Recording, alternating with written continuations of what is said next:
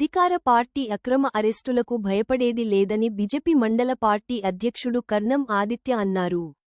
ముఖ్యమంత్రి రేవంత్ రెడ్డి సంగారెడ్డి పర్యటన నేపథ్యంలో సదాశివపేట మండల బీజేపీ నాయకులను పోలీసులు ముందస్తు చేశారు. ఈ సందర్భంగా బీజేపీ మండల అధ్యక్షుడు కర్ణం ఆదిత్య మాట్లాడుతూ దేశానికి స్వతంత్రం వచ్చిన రోజే బీజేపీ నాయకులను ముందస్తుగా అరెస్ట్ చేయడం సిగ్గుచేటని అన్నారు. ప్రజాస్వామ్య దేశంలో అమ్మ నిద్ర వస్తున్న తెలిపే హక్కును కూడా ప్రభుత్వం, పోలీసులు అడ్డుకోవడం సరికాదన్నారు.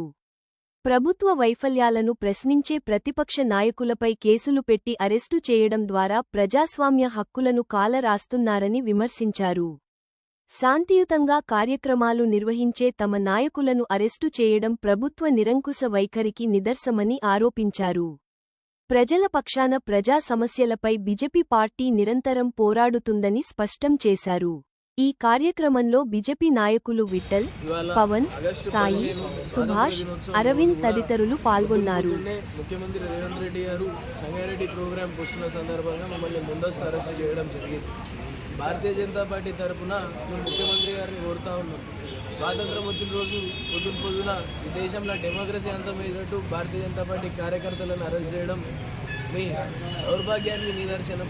మేము ఒకటే చెప్తా ఉన్నాం, మీరు ఎలక్షన్ హామీలు ఇచ్చిరో ఆ ఎలక్షన్ హామీలను అడుగుతున్నాం తప్ప మీరే అడుగుతలే.